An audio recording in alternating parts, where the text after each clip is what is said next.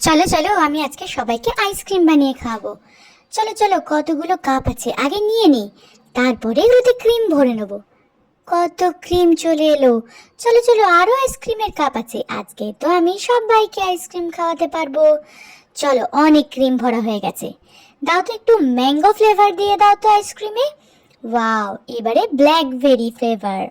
বাহ বাহ বাহ, ওখানে কি আছে দেখি? ওহো, এ তো পেস্তা ফ্লেভার।